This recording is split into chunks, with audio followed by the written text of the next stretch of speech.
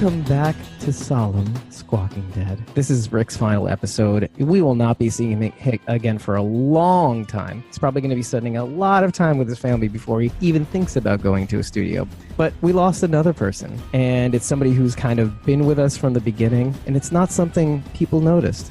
You know Kathy from Oceanside? She was the walker that fell on Rick when he was at bridge camp. Oh, was it? Yeah, I kind of let out an audible, like, oh, no. And then, like, I immediately messaged Nicole Barry Bro, basically. I was trying to figure out, like, when he stumbled onto the camp, I was like, wait, these are freshly killed people. Yeah. So clearly shit went down on the camp. Yeah. The other two, I didn't know. The first two that came out. The third one, like, I couldn't tell until she was right on top of him. And I was like, no. Oh, because you have to understand something, Carol. Actually, you probably know. I don't know, because I kind of took over the Instagram. but I yeah, follow. Nicole Barry was like the pretty much one of the first people that followed us. I know, she was actually. You are very right. Yeah, and so it was just a really kind of a sad moment, and I immediately reached out to her after the episode was over, and I said, oh my gosh, I'm so sorry, like we're gonna miss you so much, and you know, I mean, you're so kind, you're so passionate, you give it your all, you give everything to the fans, so it was just, you know, it was a nice thing to do, and you know, we're gonna miss her, and you know what, we don't have to miss her because we're still following our Instagram, and yeah. It's kind of like Talking Dead, where you know we're gonna still see her alive. She's not gone. Exactly. But she makes a fabulous walker, wouldn't you say? Yes. Okay. So enough of that, though. We got shit to do. We got an episode to cover. I was gonna say we got an episode to cover. So mushy. Yeah. So okay, this episode was tons of feels. From right, left, and center. Mm-hmm. I mean, we can go in chronological order, obviously, but so much to say. I mean, action-packed from beginning to end. Loved it. Yeah, it was kind of like a nerve dragger. Yeah, I have no complaints. No complaints. I mean, everything from beginning to end was. Even people who I know are the biggest Walking Dead haters, like they were like, no, this episode was amazing. I was like, see, told you. Yeah, exactly. And you know what? It's kind of funny because, like, just to bring up the end stinger, basically, where they go into the time jump thing. Mm-hmm. But right after that whole scene with Magna, and they introduce the rest of the crew. They do like a little montage of what's to come. Oh yeah, it looks amazing. I just had to write down that. I had to kind of get a little detailed with, because I mean, when it comes to sneak peeks, you kind of just want to blow them up and say, okay, what's that about? Oh, wait, what are they doing there? Who's that? But you know, they Daryl had has a dog. Yeah, but they had media quotes as well, like, oh, this is like the best TV show on show on TV and all that stuff. Mm-hmm. So I thought that was really cool. Like, I mean, and it's kind of true. Like, I mean, if you've tuned out, there's no better time to kind of tune in. This is a good time for you to come back into the fold. Yeah, give it another chance. Kind of. I really do think people should watch the first 5 episodes, just even with no context, because it does catch you up. Yeah, it does catch you up. You can watch the first 5 episodes without having seen like the past couple of seasons if you tuned out. Like you'll still be good. Yeah, you'll definitely be good, because, and that's kind of like a cool thing about the show. You know how some shows just kind of forget about previous characters and just move on. Mm-hmm. The show doesn't do that. It bothers, and so they bring up everything. They bring up Herschel. They bring up everybody that you may have seen from all seasons, I guess. Starting from like with Shane, and then moving on to Herschel season 2, season 3. Did he make it to season 4? No, right? Herschel? No. Well, actually, yes, because I think that arc with the whole with the farm and the governor and all, well, not the farm, but the governor, I think it ended in season 4. Right. Which kind of I think Herschel's death was the mid-season finale of season 4. Right, because that was the road to Terminus. Oh, was it the mid-season? Oh, I think so. I think the later half, like the part B of season 4, was the road to Terminus, and the season premiere of season 5 was when they blew up Terminus. You mean Carol? Carol, exactly. Carol. That was all her. It was all her. Love her. Yeah. How could you not? But yeah, that's really cool. And so true. Like, so you have season 1 and 2 with Shane. You got all the way to 4 with Herschel. And then from then on, can't from the wait to prison, talk about Shane. we have Sasha too. So we kind of carry that through all the way to season 8, right? Yeah. So 3 people that kind of dictate, that have been with Rick throughout, and then kind of. So I mean, the point being though is that if you haven't tuned in, or if you've tuned out within any of those seasons, you'll know who these people are. For the most part, they'll catch you up. They'll tell you what it's all about. They'll remind you of who we lost. I mean, they make a really pointed effort of characters past, which I mean, I'm not used to seeing in classic television. And making you feel something. Yeah. So, yeah. All the feels and all the dream sequences and what does it mean? Lots of dream sequences. Can we talk, though, about the first scene before the credits, just him getting himself off of the freaking, rebar? I could barely watch that. Oh, right after the first sequence? Yeah, I could barely watch that. Oh, that was awesome. That was I was literally punching my fists. It was that good. I mean, good for him, obviously, but I was like... Good for you, Rick. You did it. I was like, yeah, Rick is gangster as hell, but I was like, oh, man. Like, I spoke with my friend about it, and she was like, I don't know. She's like, would I just kind of, lay there and die? I don't know. I mean, sincerely... I wouldn't. It would be done. I'm too short. I'm also we're both too short. Hey, it doesn't mean that we have to give up. No, I could just see myself doing it, be like, I can't reach the rebar above me. And how long was that rebar? First of all, we're probably so small that we wouldn't have gotten impaled in the first place. Oh my God. We'd just be like, ow, stupid horsey. Oh God, that was painful though. I was like, God bless you, Rick Grimes, because that was tough. I love how when Andrew Lincoln when they did the recap, and again it was him again saying last time on Walking Dead or The Walking Dead. That's true. But yeah, they showed that scene to kind of remind you where he's at. Yeah, and we pick up exactly where that left off. Yeah, for sure. It's just hilarious. I'm sorry. Because it's not hilarious. It's just this agonizing screaming. It's like horrible. It's horrible. It's blood curdling. Oh God, it's so bad. Oh, and then him kind of getting. You know what's funny? It's like they usually show the other side where the rebar comes out. From the back, let's say, but no, they showed the front. Oh, where the rebar was disappearing into him. Oh man, yeah. It was horrible. Hey, I am the dark too, by the way. Sorry. Oh my God. Hi. Yeah, that was just. That was bad. Yeah. That was a little too gruesome. That was definitely the most gruesome part of the episode for sure. Right off the bat. Yeah. I am the dark thing is heartbreaking, by the way. Yeah. Yeah. I mean, that scene though. That was just painful, man. I felt that pain. I was watching it and I was like, oh man. There were quite a few painful scenes in here, and we'll get to it. Oh yeah. I mean, it's all different stripes. The rainbow of pain. Yeah. What's up? But ending on a high note. So. Oh yeah. I mean, even that scene with Herschel was kind of not necessarily a high note, but he's comforting all of us. He is. That was good. Although I think my favorite hallucination was definitely the Shane one. I figured it would be. Yeah. There's just something about, tapping into the right kind of rage, right?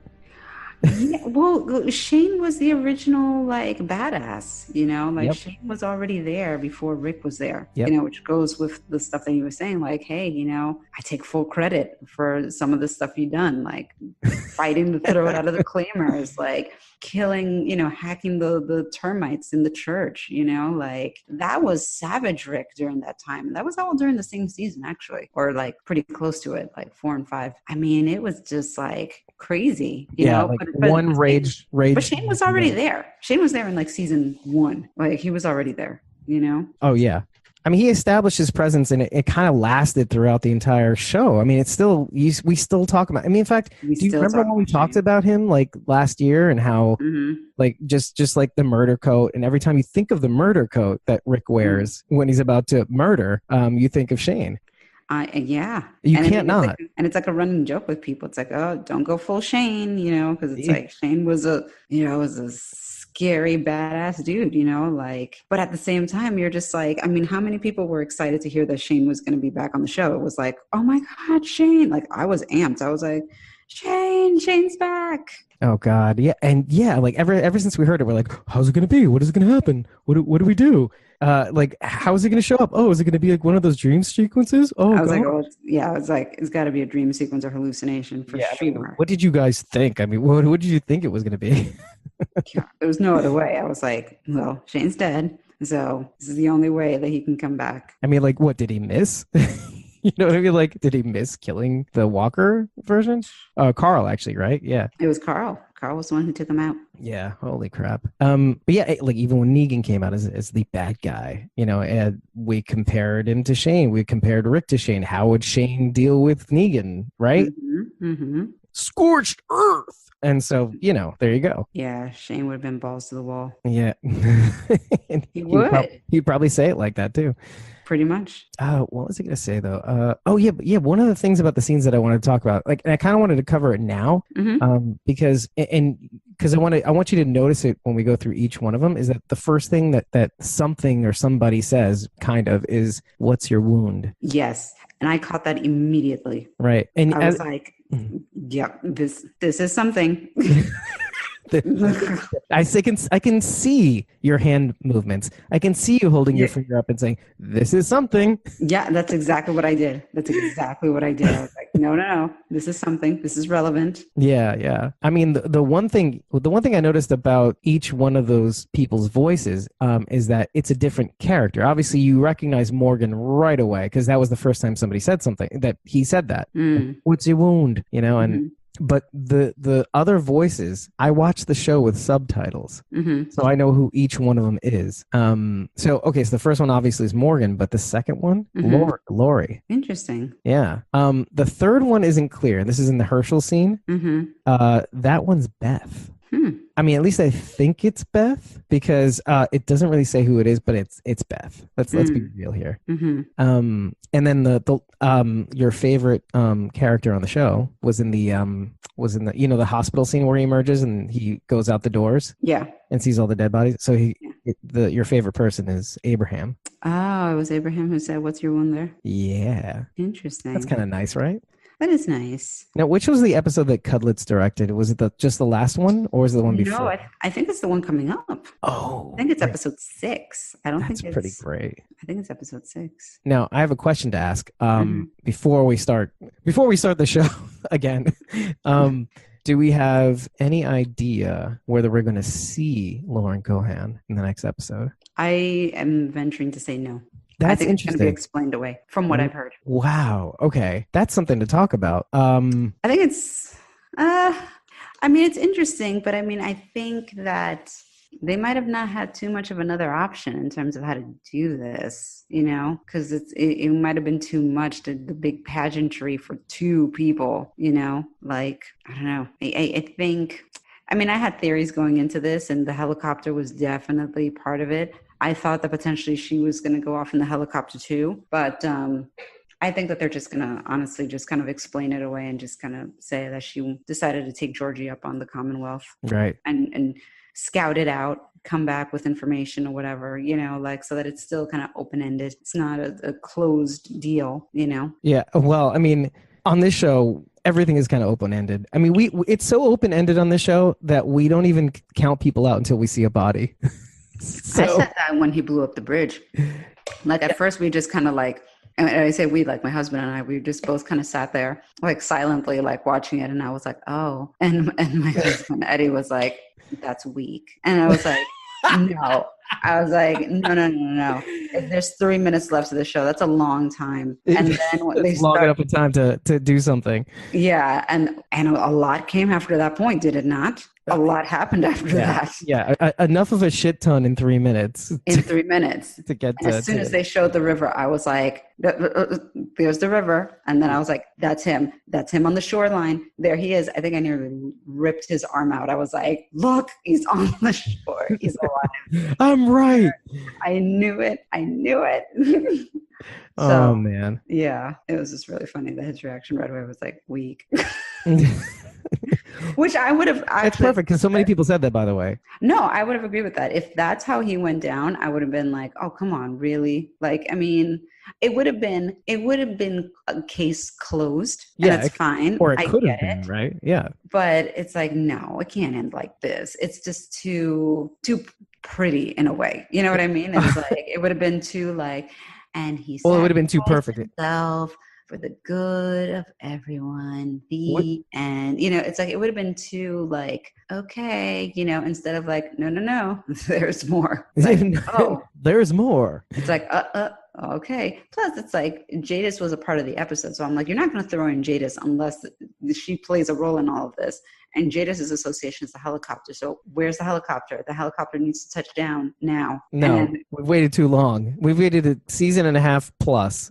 No, we've been waiting since season 1. That helicopter's been there since season 1. There's images of, yeah. Talk to me more about this. In season 1, there are images of like Rick is still in his hospital robe or hospital garb. Like, and then there's one scene where he's like stumbling around outside, like, I think right after he gets out of the hospital trying to get his bearings, and there's like a helicopter. I mean, there's nobody in it, but I'm like, look, these helicopters are in existence. Government is still around.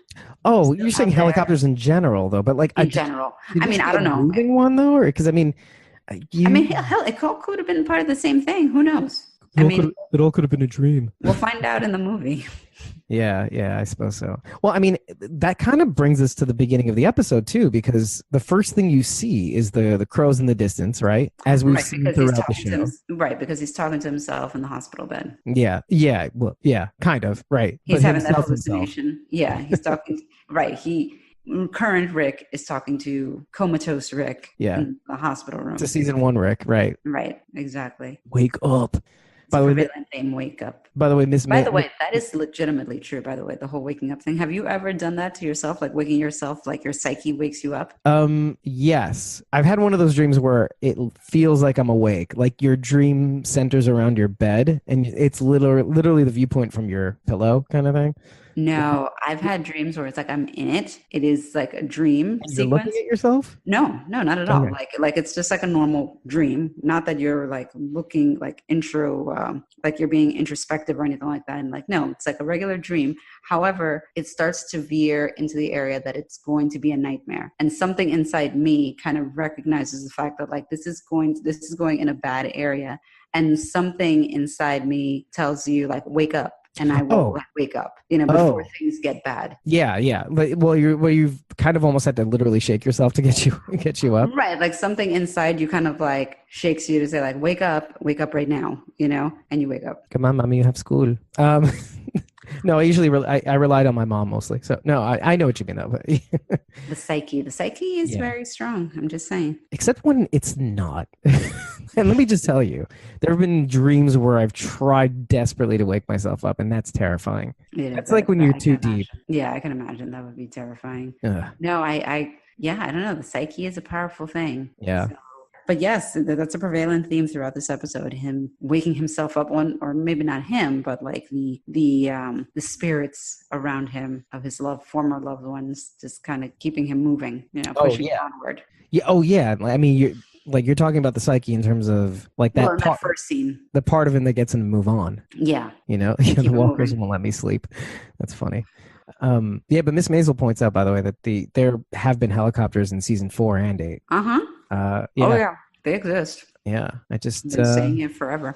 Yeah, they do exist, and they've never more existed in 8, and then obviously now in 9, and it's kind of like. I mean, it was like on the freaking poster for like 9. Yeah, you can see it on our little background on our web. Is it on our website? I'm not sure. Yeah, it depends on if you're a desktop or not.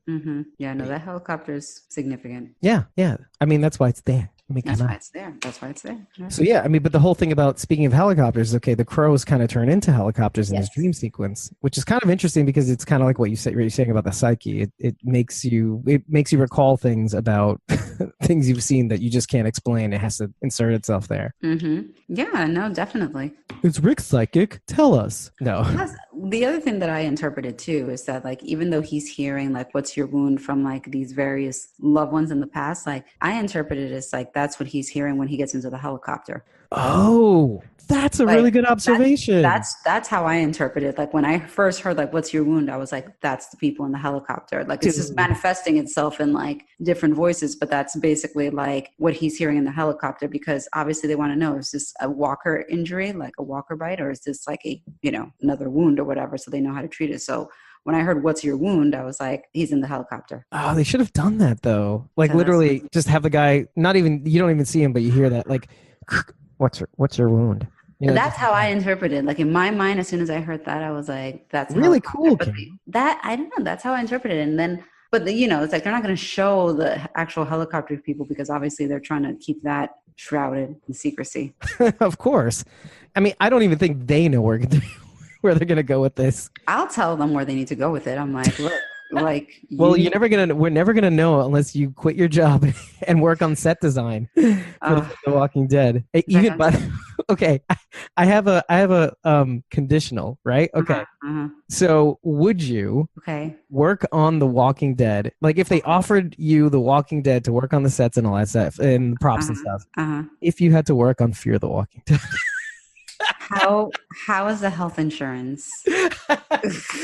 So you have a conditional too. I have a conditional too. I have a family, so the health insurance benefits are very vital to my decision making. Full health, come on! It's The Walking Dead. They got the AMC money. They have that. I know that you have that AMC money. That's true. Dollar bills, y'all. I mean, for the right benefits, You got that Walker cash. I know. It's like... And that cool merch. Cool merch, yeah. Have you seen the crew stuff? It's insane. I know, but, in my world, benefits are like vital.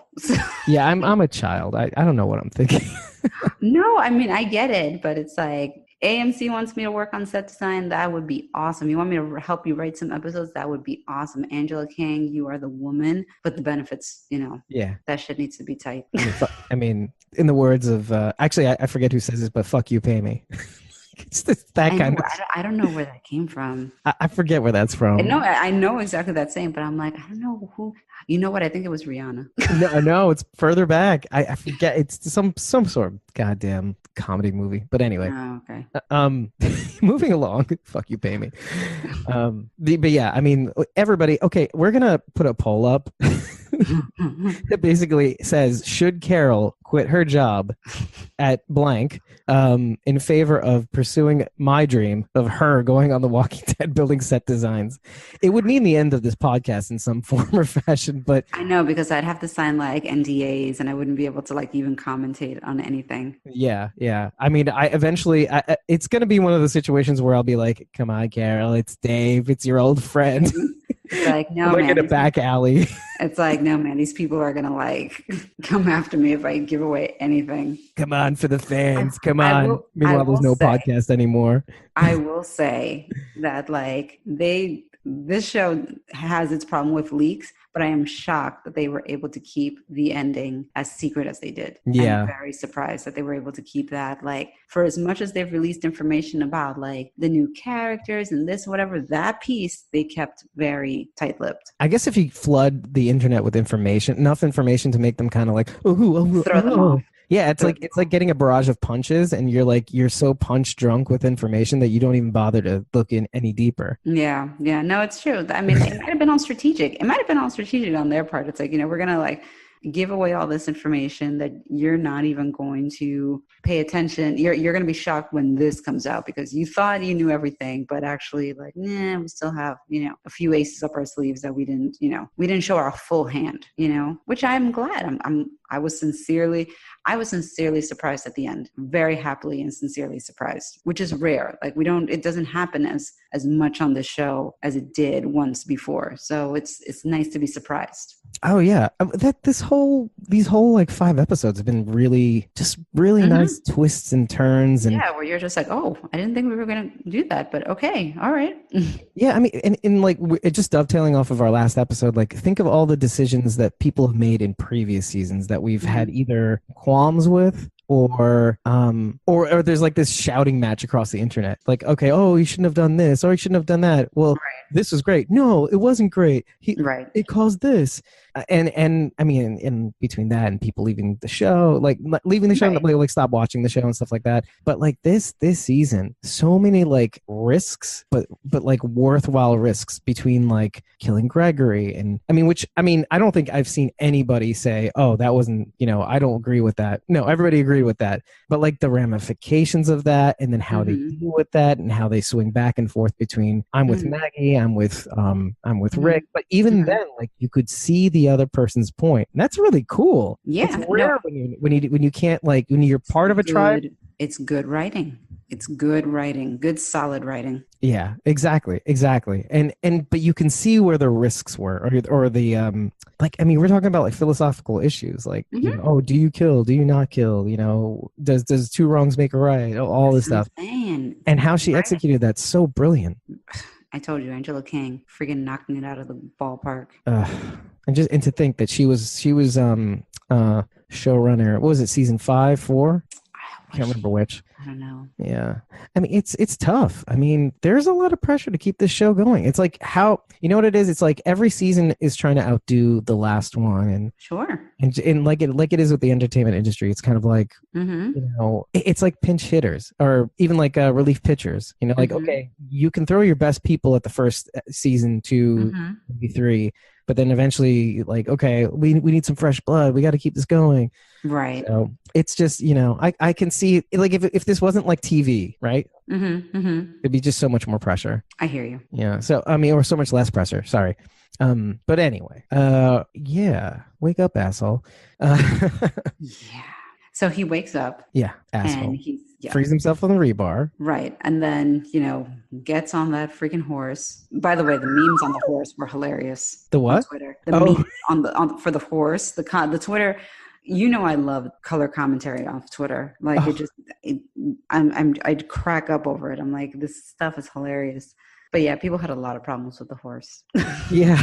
Well, yeah. I mean, what kind of shitty horse dumped somebody on rebar? Yeah, they were just like, what? They were like, oh my God, this fucking horse. Like, like, I think you need to assemble your best ones, and then we'll just throw them into the video or something. Yeah, it was pretty funny. Just for fun. But no, he finds somehow the energy to get on this horse as has a mortal wound. Yeah. And starts to lead away this herd. And then we get to the credits and all that. And then we come back and we got Judith with the RV, by the way. Or it wasn't clear if it was Rick's RV, because you remember there was. It was the last time, if you watch Talking Dead, they had their little points or whatever. The last time we saw it was with Heath and Tara. Oh, Heath and okay. Remember when Heath disappeared, that episode, they went on a run. So they weren't there for the assault on the satellite station of Negan. Okay. Or no, they were, but they left immediately thereafter. They weren't there for the lineup. Like Tara and Heath were in, they went on a run, and that's when like they, had their issues and encounters and Heath disappeared or whatever. But it makes me wonder, like with that, I was like, okay, well, wait a second. So if Jadis has the RV, what does that mean about Heath? Right. I mean, Heath is out there. Like Heath will be back. Like he'll be back some way, shape, or form. Wait, but all this means is that here's what that means. That means Jadis is responsible for what happened to Heath. Potentially. Oh, for sure. So then Heath might be with the government. He's good. As a bee. Potentially as a bee. Or as a Jack Bauer. It is fine. B is for Bauer children. He is for Bauer. He was Jack Bauer. But for serious, we find out kind of definitively that a B is a person and an A is an it. So she kind of refers to A as an it. I have it. I thought that an A is like a stronger person and a B is sort of like a lesser person, and that Rick is a B because he's injured. Yeah. He's not quite an A. That's very classist of you, Carol. That's life. Life is all class systems, like whether we like to admit it or not. What if silver was first place, Carol? We like to feel like we're in a free society, but we're not. I like to make the rules up as I go. Like, yeah, no, we're in a caste system. We just don't know it. I guess. But I mean, apparently this is so. Yeah, I know. My reasoning for thinking that is because the conversation that she had with Gabriel episodes before, where she tries to convince him to go with her and he refuses, and she says, "Oh, all this time I thought you were a B, but you're really an A." Yeah, I see what you're saying. So it's like, okay, so if you thought he was a B, but now he stood up to you, so now that makes him an A, like because he was defiant and like strong, like so now he's an A. I don't know, like yeah. I'm guessing that, like, I don't know. I mean, I could be totally wrong, but it's like human trafficking. That's what's going on. It boils down to something very illegal. It boils down to like human trafficking for resources. It's like modern day slavery. Look, it is what. No, it's not slavery. They're living like kings. You don't know what's going on. They're living like kings. Maybe that's the currency in whatever this is. I mean, we can't. I don't even think we could say with confidence this is like the Commonwealth. It depends on how they approach it. They could potentially approach the Commonwealth as a separate kind of entity altogether, or they could make the I mean, my personal thought is that the Commonwealth is like an umbrella.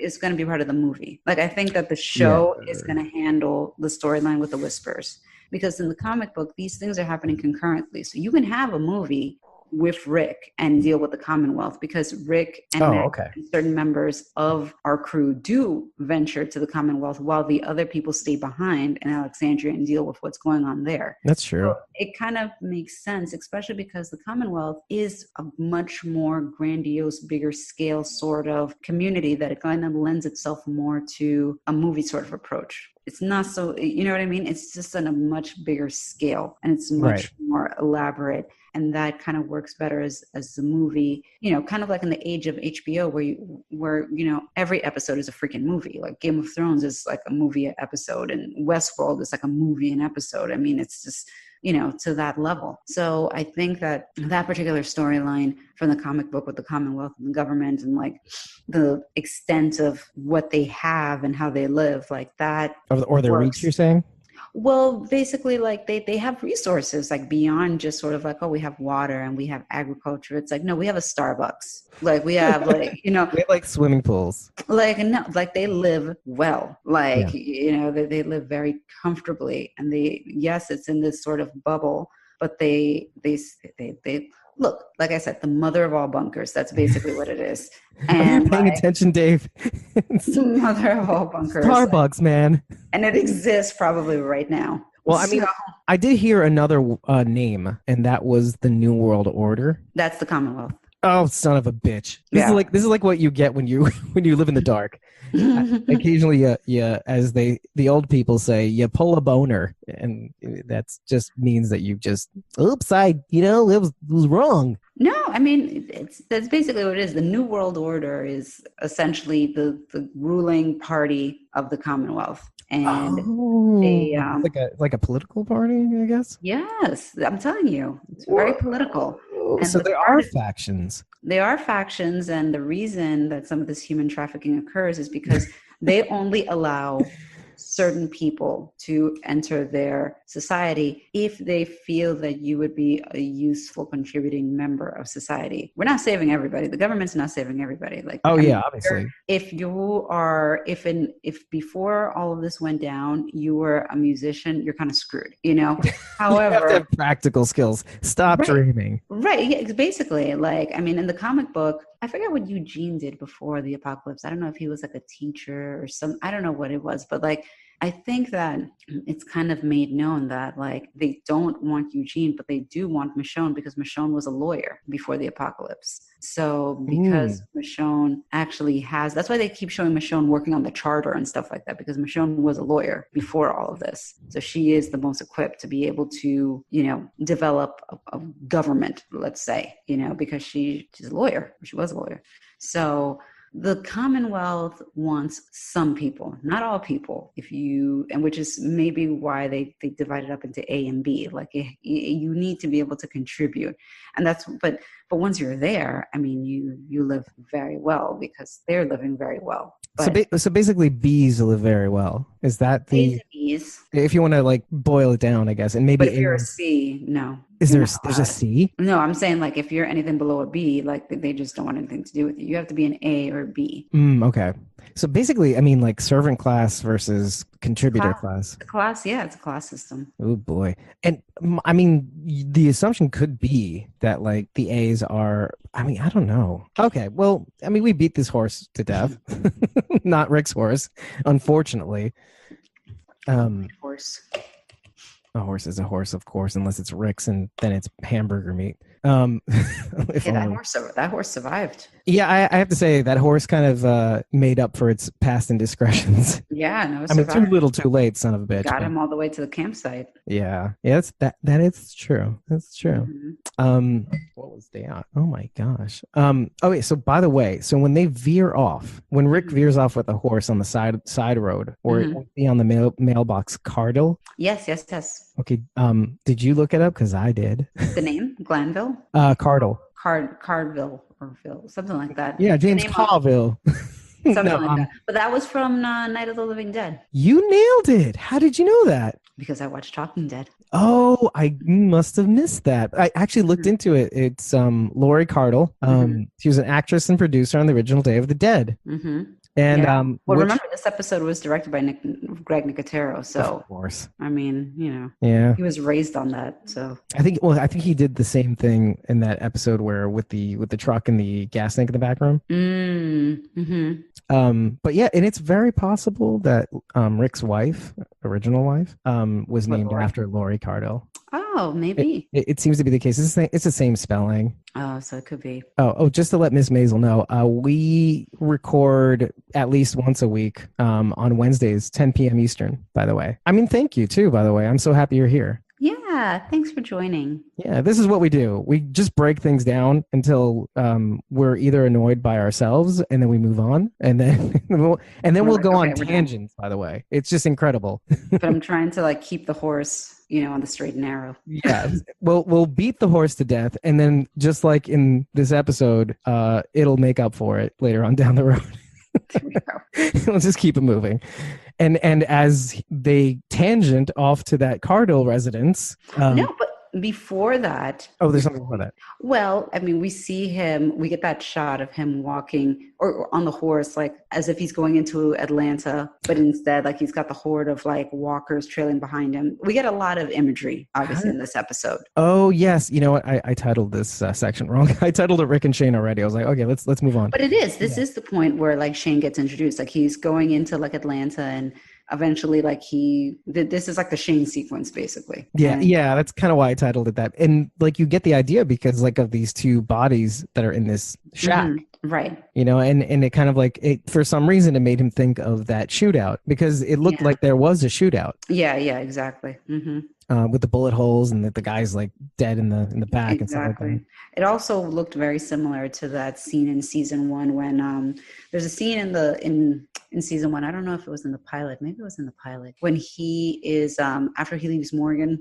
And he's trying to kind of find people, and I think he was looking for gas, and he goes to this house and he looks in the window and there's a dead woman on the floor, and I think the husband's in in the recliner, he shot himself or something, and I think they wrote on the wall God forgive us or whatever. Oh, that's definitely first episode. I think that to me it felt like a sort of I don't know, homage or nod to that first episode. Oh God. And when there's lots of scenes like that too. Well, there's lots where people ritually kill themselves to protect themselves from being eaten. And then they turn themselves. It's very irresponsible. Well, no, if you shoot yourself in the head, then it's different. That's true. That's what it seems like that's what it was. But no, the Shane sequence was amazing. I loved the conversation. I loved the dialogue between the two of them. It was very Shane. The stuff that he was saying, I was like, this is awesome. When he was asking him how his little girl was, I was like, this is Shane. Such an asshole. It's awesome. It's great. It's great. It's awesome, and I love them just kind of talking like two buds, And yeah, especially because the past of look, when you die, it's you remember the good times, And the thing, you can't keep dwelling. And I like the fact that that Rick basically, was kind of he apologized to all these loved ones that he sees, for not doing more, but he apologized to Shane for doing what he did, which is, killing him. And, but Shane's like, hey, I would have done the same thing. You did what you had to do, whatever. But he took credit for that. Even he's like saying that was me. He's thing like, you dug deep and did. Yeah, he's like, basically he says that, he inspired that side of him, that rageful, like he was the one who basically kind of inspired Rick to be able to connect with that side of him, that it was always in him, it was always there. And that's what he says. He's like, I knew I had it in you. I knew you had it in you, Yeah. Yeah. And he's like, you got to keep using that, like, at least in the meantime. Right. To get you through that anger, that rage, like pull from that to kind of keep you moving, Yeah. I mean, and essentially it's like what you were saying in the beginning, like these are all different pieces of his psyche convincing him to keep moving. Yeah. To keep moving. Right. Not move on. Exactly. Don't look for your old family. Man, but that scene, but when Shane turns to him, yeah. When Shane turns to him and it's like he's yelling at him and all of a sudden it turns into a walker. That shit was scary as fuck. Yeah. I was kind of like, I was already kind of clenching my fists anyway, so I was kind of in it. But like, I'm so glad you jumped. I wish Eddie was there to take. No, he was there the whole time. I mean, he didn't tape obviously my reaction. What a waste! Like I know, we should do something like that, like the People's Couch. I told you about that show, The People's Couch. Yes, of course. I mean, I even brought it up the other day, like when we were talking about that show that Gustav was on. It's just so everybody knows on the YouTubes and the Facebook. I don't get sleep. So.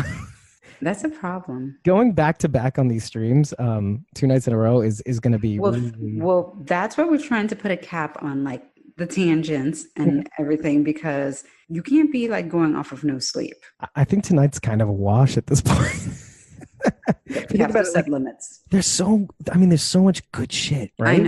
I know, but we can get to it while still being realistic. But I'm not realistic. I'm pie in the sky. I know, but I'm living in a world of like, health benefits and stuff. I knew you were going to say that. So I come at it from a more, different place in life. Yo, you got to protect that sleep, yo. Yeah, Dave is young at heart. I'm every bit, nearing the age of 40, clearly. I'm nearing the end of my rope. I'm nearing that magic number, man. Nearing it. Oh, we're both nearing it. Nearing it. Is that a word? How old are you? I'm almost 40. Okay. So as am I. Back again.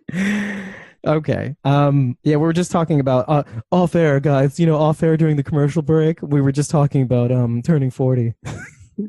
Discuss. Nothing really exciting. Yeah, we're 40 and I don't know about we, but no, hold on a second. Everybody needs to know something right now. Okay. If you haven't been looking at our posts, not you just sit there and take this praise. Just shut up and sit down and let me compliment you. Oh, okay. All right. Carol's a monster, like a horrible, awesome monster. Okay, I like monsters. Clearly, I like Telly. But this monster writes 3 recap blogs in 1 week. I haven't had time to read them. I did them in a day. I did like 3 in a day. I just was like, but I know you're writing. You are not lazy. No, I'm not. I'm not. Like, I care about my writing. I care about writing. I've always cared about writing and all of that. It's a very important pastime to me. It's like you channel something. You channel something inside you. I mean, how often do you get to really write, other than like the generic emails or whatever, or text messages. I mean, it's a lost art, and there are certain writers, recap writers, like not for Walking Dead, but for other shows that I watch, that are good writers, and I love reading their stuff, and so there's something to be said for it. So I take it seriously. I mean, you're talking to somebody who almost changed their major from computer engineering to English. Just double majored. Oh no, I left school. Okay. So I double quit. This was my second attempt at college. So it's not for everybody. No, and you know what? It's funny. I know we're tangenting right now, but I kind of need to get this out of my system. But it's never been more true than today. It's like we had to have 20 years or 20 to 30 years of so many people shoving this idea of college down your throat. And when really we should have just been really pushing people in the direction that they are feeling they need to go. Instead, we have tons and tons of liberal arts majors that don't know what they want to do, and they barely figured out by 26. And it gets worse and worse every year. Yeah, no, definitely. I mean, it's like, it's a waste. So it's like, you have to be like honest and realistic about those kind of things. Yeah, I mean, really, and even like if you don't know, hey, Miss Maisel, even if you don't know what you want to do, that's that's okay. That's okay. totally okay. Yeah. Like, by the way, I don't know how you can necessarily expect anybody at 18 to know what they want to do for the rest of their life. I mean, that's a stretch. I mean, I have a lot of friends that, studied the same thing I did, being 18, 20 years old or whatever. And some of them are still doing that and some of them aren't, Ooh, yeah. And you know what, though?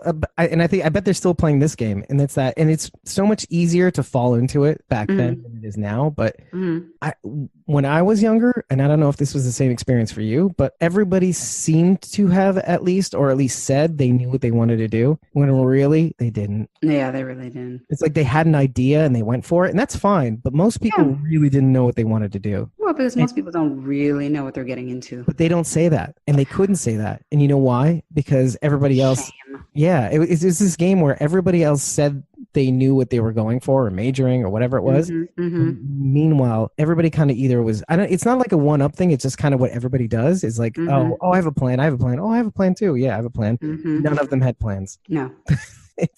But we all had to pretend like we did. Yeah, we all had we knew what we were doing is the point. I do that all the time. You still do that? Well, listen, there are plenty of times that I put on the brave face and I'm like, yep, this is what we're going to do, whatever. But in my mind, I'm like, I don't know what the hell. I don't know if it's going to work. I'm like, but I gotta, if I act like I don't know what I'm doing, then, then we're really screwed. So. Right. Because you're the one who is the first one out the door. Right. I'm the one who's basically leading the charge. So it's like, I have to at least, make everyone else reassured that this is what we're doing and we're going to be good. Even though in my head, I'm like, I'm not sure if this is going to work, but all right, let's give it a go and see how it flies. It's all perception, man. It's all perception. Yeah. And I think what I'm trying to express to you even is that I think that's really the way life is. It is. By the way, Miss Maisel's about our age too. And she's saying the same thing. I'm still lost 38. I'm like, that's what I'm saying. I also feel and I put this on my Facebook page, actually. It was this whole little spiel, and it was I think it was like a little mini kind of jokey interview, and it had Jennifer Lopez, and I'm not really a Jennifer Lopez fan, to be honest. But I did like the fact that it was all about you don't have to have your life figured out by the time you're 38 or 40 or whatever, or 50. And so, you can always reinvent yourself. You can always learn new things. You can always switch gears. There's nothing to say that you can't. We don't have to have it all figured out by this age. Yeah, and I think it starts at like when you're a kid. Just to be honest, I think we need to tell our children it's okay to not know what you're doing, mommy. That's what my mom would say. It's it's okay not to know what you're doing, mommy. It's okay. Meanwhile, it's you have to, my mom was, you have to do this and you have to do that. No, I don't want you to leave home. No, please don't apply to college in Chicago. Please. Oh, okay, you failed that. Okay, come home. No, you want to stay in Chicago? Please come back home, mommy. Yeah, yeah. But it's different, also that's a different thing. We're talking about a different thing right now altogether. But also our parents' generation was also very much on the straight and narrow. And it wasn't... we were saying last night. Yeah. It wasn't so much about what you wanted to do. It's what you needed to do. My parents did what they needed to do. But it wasn't so much because they wanted to do it. It was this is what they need to do in order to... be able to support their, family. Whereas now, if you start getting into what do you want to do? Well, that's bullshit, mommy. That's a big question. It's what do you want? I've asked people that question. I'm like, all right, so, what do you want to do? And it's that's a tough question to answer, because that's such a loaded question. Yeah. Yeah. And you know what? It's not a question that's often, and that's the thing. It's what do you want to do? Oh, wait, I don't know, but that's okay. That's what we should do. Okay. That should be the response right there. No, because you don't have to know, because it's a big question. You don't have to have the answer to that, but you can think about it. And pull it over and think, okay, well, what kind of stuff do I want to do? Yeah. And then nurture that, whatever that is. Just whatever that happens to be. Exactly. Which kind of brings us to today, by the way, because it's kind of, it is the same thing. You wake up and you get a project or you get a problem slide across your desk and you just basically figure it out. You just start and then you see where that goes. It's kind of like this show. We kind of just started and then we kind of figured it out along the way. And look at that. We have volume bars on our live stream. That's what it comes down to. Try things out. Exactly. That's what it is. So children, it's okay to not what you got know what you want to do or say, apparently. We'll figure it out. Just figure it out along the way. Yeah. And you know what? My mom basically said this much. She said, like, we didn't come to this country so that you could do what you want. Like, literally, like, no, you literally did come to this country so so I could do what I wanted, so I could be free. And it's kind of like, it's just this weird dichotomy of like, you didn't suffer like we did. And it's like, you have to, like, this is like, you have to do what we want because we got you here.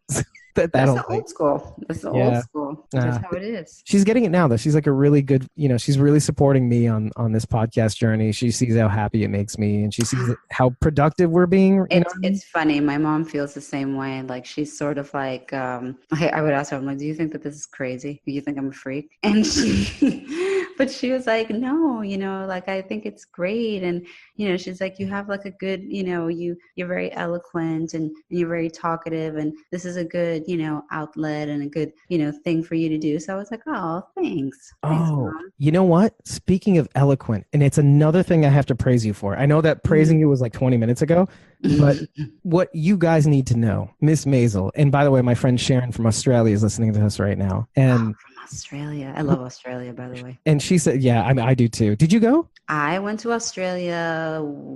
I was like 27, I think it was. I had to go for work, and I wasn't going to fly 25 hours across the world, for a few days. So I took vacation time, and I thought it was going to not be that great because nobody could go with me because obviously, like, I mean, even though people could crash in my hotel room, like, they still have to pay for their flight, and it's not a cheap flight, obviously. No. But it was a great experience. Like, everyone I met in Australia was among some of the friendliest people I ever met. It was so laid back. It was so chill. I spent like every day at the beach and then just sort of like exploring mostly Sydney, Melbourne a little bit because it was a quick flight over. I went and visit like animal sanctuary and spend time with like, wallabies and kangaroos. And I wanted to see a Tasmanian devil, but it wasn't in his cage, which was concerning. But like... I don't think it's the same as it is. It's not. But in my mind, I was like, oh my gosh, where's because I'm seeing the cartoon in my head. But but it was an amazing experience. So I always say that I tell my husband, I was like, if I could bring you to a place that you've never been, that I've been to, that I would love for you to see, it's like I would love for you to see Australia because it was such a great experience. Yeah. Oh man. Well, you should do it, and you should do it with the kids. I know. The thing is that it's that flight, man. My flight from New York was 14 hours straight from New York to Tokyo. Then I had a 3-hour layover in Tokyo, and then it was 9 hours from Tokyo to Sydney. Ooh, that's rough. It is rough. It is rough. I mean, we stopped off at Portland and then took the rest of the way, but that was still like 20 hours. So. It's a rough flight. I mean, there's no easy way. That's the thing. There's just no easy way around it. So. No, there really isn't. You're like in for a penny, in for a pound. Mm-hmm. I remember when I finally got to Australia, I was like in such a fog. I was like, am I here? Yeah. Oh God, that when we landed in Melbourne, that day was just shot. There was just no way. We tried it. We went out. It was a disaster though. It was tough. But yeah, no, speaking of Australia, she was saying how like she's 56 and she still doesn't know what she wants to be when she grows up, by the way. That's what I'm saying. It's never too late. Yeah. But what I was going to say was all credit due, because speaking of your mom and saying you're eloquent, is I wish we had the audio for the Tom Paine interview, because what everybody else needs to know is how killer an interviewer Carol is. She was a beautiful minding it. It was just incredible to watch. I was like sitting there literally minding it. Yeah, like I was like literally I was looking at you and I was kind of like, whoa. She's just going with it. No, I'm just going with it. I'm like, I was kind of like I was hoping I didn't let on to Tom that I was kind of like looking in not like in shock, because I was like, where were you hiding the skill? Like, no, you were in the zone, man. I wasn't. But the funny story about that though is that I'm glad that I was like focused and in the zone, because at one point there was a little golf cart apparently. Oh, I'm sorry. Yeah. That went behind us, or went behind me at least. And there was a beep. I did not look back because I wanted to pay attention to the task at hand. You would have turned to salt, I guarantee you. And it wasn't until after the fact that I like asked Dave, I was like, so who was in the golf cart that went by that honked? And he's like, oh, that was Norman Reedus. I'm like, thank God I didn't look back. And I like waved to him while Carol was just in the zone, like looking at Tom's dreamy eyes and beard. Which, I mean, I was kind of, I can't believe I mean, with all the hubbub, I was like, how were you able to kind of zone in on his face? Because I'm very good at, I feel like. At eye contact? You're a psychopath, right? No, I'm kidding. I hear that's a thing though, so I had to say. No, I'm the kind of person that, like, if I'm talking to you, you have my full attention. Because personally for me, I don't like feeling that I'm talking to somebody and they're not, I don't know, that they're sort of like, I don't know, just kind of not listening to what I'm saying, or they're sort of like distracted by anything and everything that's going by or whatever. So I've always made it a point that, like, if I'm talking to you, I am giving you my attention. And if I can't give you my attention, then I will definitely let you know, like, I'm sorry, whatever, especially because it happens when you have, 2 toddlers or whatever. But if I'm sitting with you and you are there, I'm going to have a conversation with you and I'm going to give you my attention because I appreciate your time, whoever you are. You know what I mean? I don't, anybody's time is valuable. So as far as I'm concerned, like, and I'm also, blessed with the gift of gab. Like I do talk, and everybody seems to kind of be aware of that. Well, it's one thing to have the gift of gab, but it's the other to kind of know how it's the storytelling gene. Like I don't have it. I'm going to say this up front. I don't have the storytelling gene. It's painfully aware when you listen to the episodes. I'm more color commentary, so it's kind of like I know how to run with a comment, but sometimes I will even beat that into the ground. But yeah, like and I can stay on track. I know how to do that. Yeah. Other than that, like I do not know how to weave a tale. Like I don't know the beats. I don't know the rhythms. I don't even know how to modulate my voice properly. but it's but then it's one thing to have somebody be able to talk and BS or whatever, like but to be able to kind of grab somebody's attention, clearly you do, because this works, whatever's going on here. So I did my best. He was a cool dude. Yeah. In the end, like with all the weirdness that was going on behind the scenes. I know. Norman Reedus on a golf cart. He's right in behind. Yeah, he kind of put up with it. I know he was very mindful at the time, that was painfully aware. No, yeah. It was crazy. And not only that, though, like I think because of some of the pressures, by the way, just to kind of give people a clue in onto how does Tom Paine think? I think because he was so keyed in on time, it was kind of like a little bit of a distraction to him. And so when we started engaging him, and he started really giving some candid answers. One of which was like, that he there was a conscious acknowledgement of how little screen time he had. And I think he even let this out he leaked this out on the panel. He was just kind of he couldn't help but say, "Oh yeah, you're getting more screen time, aren't you?" Calling McAuliffe. Because, hey, listen, everybody wants their moment to shine. And especially if you know the backdrop of the story behind his character, which I do. I mean, he's a big deal. He's a big deal in the comics. So it's sort of like I've been watching just and waiting for him to really kind of be put up on that like pedestal on that stage, because it's like, no, your character is significant. So I keep waiting for you to have that moment. And I think with Rick's departure and Maggie's departure and Jadis's departure into this new medium of the movie and developing that side story, I think we will get to see more of him. I mean, it's basically he needs a Jesus story. And I think from the sneak peek, by the way, we do get a glimpse of some hot moves. Yeah, which he did kind of allude to. Oh, yeah, exactly. More fighting scenes, please. Yeah, so, it's great. It's just fantastic. Yeah. But speaking of The Walking Dead, getting back to that. Yes. Oh, and Miss Maisel asked one more thing. And actually, you could probably answer this question because I heard none of this from you. I think we were just so lost in trying to get back from Walker Stalker and not even missing our last episode that we really didn't even talk about this. And this is like a brief thing, but like Miss Maisel asked, how was Norman in person? Like my brief interaction with waving hi as you were in the zone with Tom Paine, that was kind of cool for me. I could live with that and store that up for winter, and it'll carry me into spring. But how was it for you? When we met Norman Reedus, so me and my girlfriend, because she came down from Connecticut, because I told her like, hey, we're actually going to go to Walker Stalker in Atlanta. You want to come and hang out and come with, and have make it like a little girls' weekend too, whatever, because I don't get to see her very often. And she's a huge fan. I mean, she's a huge science fiction fan in general, so way more than I am. So this experience was long overdue for her. So she came, and first of all, the photo ops for some of these actors is insane. And this was my first convention in general. So it was a really eye-opening experience of like how much these slots fill up, how you have to, sign up quickly, like all these sorts of things. I mean, and we signed up for this slot to meet Norman Reedus before we got there. We didn't wait like last minute, but they filled up very, very quickly. Michonne was booked. We weren't able to see Michonne. Negan, Jeffrey Dean Morgan. Denai Guerrero, Norman Reedus, Jeffrey Dean Morgan. Yeah.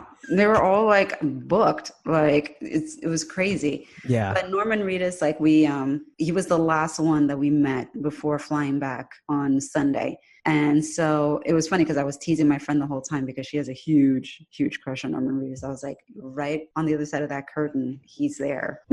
And I don't know, like I kind of went into it with no expectations. I didn't know really what to expect because, I don't know, these people are celebrities, so you don't know. But he was really friendly. Like, I mean, he was in a hoodie and, sunglasses and whatever. And he was like, hey guys, what's up? Like he was just really nice. And it was cool. I mean, it was quick. It wasn't anything like long or whatever, but I mean, he was really friendly and really nice. And I have no complaints. And I mean, we met him, we met Shane, John Bernthal. Oh, right. Yeah. At that autograph photo selfie session, right? Yeah. The session that you were talking about, by the way, was there's photo ops and then there's like meet and greets. So that's what it is, a meet and greet. Okay. Mm-hmm. We did meet and greets with John Bernthal and with Michael Cudlitz, who's Abraham. So we did that.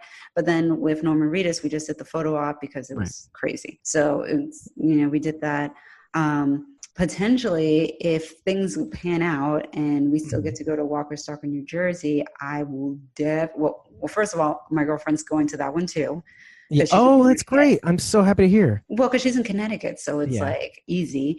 And we are definitely signing on to have a photo op with Jeffrey Dean Morgan because everybody that was there, first of all, the fans that were all there were really friendly, but everybody that was there was saying that like Jeffrey Dean Morgan was the funnest person to take a photo with because he gets into like characters. So if you want to take a picture, like doing something funny or whatever, he's down. He's into it. Like, I've seen so many of those too. It's I saw so many funny photos of like husband and wife where it's like he's all cuddled up with the wife and the husband's like, hey. And like, it's just such funny like photos. So he apparently has a huge sense of humor about it. So I was like, that's awesome. Yeah, totally, man. Oh, it's so great to see. But there's something that I think the fans need to know, and it's something that you probably buried in your psyche. Okay. But tell the viewing audience what Johnny Bernthal whispered in your ear.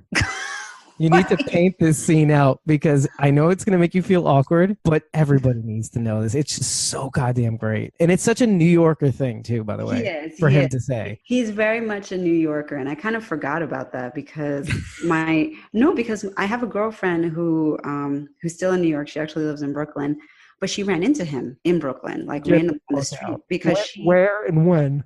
I forget where in Brooklyn she lives, and I don't know exactly where in Brooklyn she ran into him. I just remember that like she took a picture with him, and it was so hilarious though because like he's done other things, but like she posted the picture on Instagram and it was like captioned like Shane.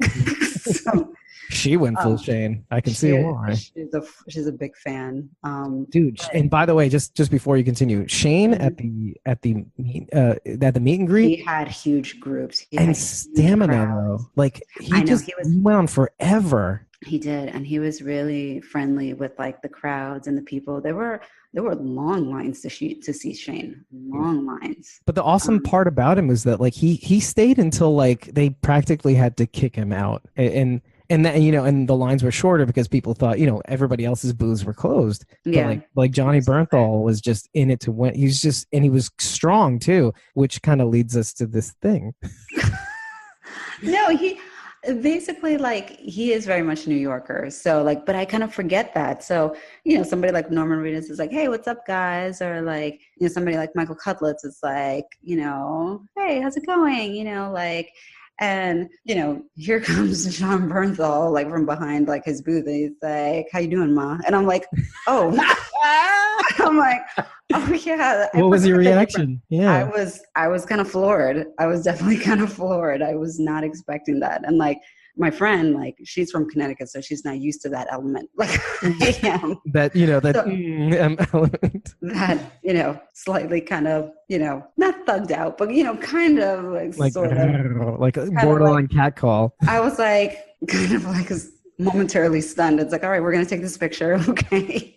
The way you described it, and you're not doing it justice, is like that you were kind of taken aback. And I was super taken aback. I was very much taken aback because I didn't expect it. Like, and the smile on your face as you were describing it was hilarious to me. I thought it was like I guess it's like I don't know what expectations I had, to be honest with you. I mean, I really don't know. Definitely see how that could have blindsided you, but you were blushing. Oh my God. Because I was like, I don't know how to respond to that other than let's just take this picture. And like in your head, but I'm married. No, I was just like, and my girlfriend, she didn't hear it at all. I was like, dude. She doesn't know what's going on. I was like, did he kind of like literally kind of lean in and almost borderline whisper to you that? I don't know, because I was just focused on the photo. Like, there's this person.